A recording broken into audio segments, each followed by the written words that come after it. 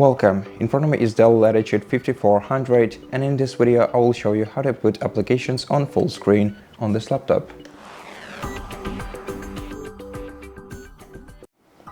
To put an application on a full screen, you can either click this icon, square icon in the top right corner of your window, and then click it again to maximize your window.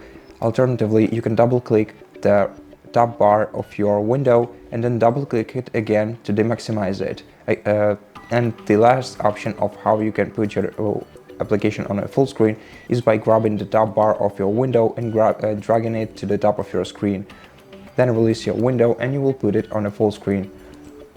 Drag the top bar and grab the top bar and drag it down to maximize your window.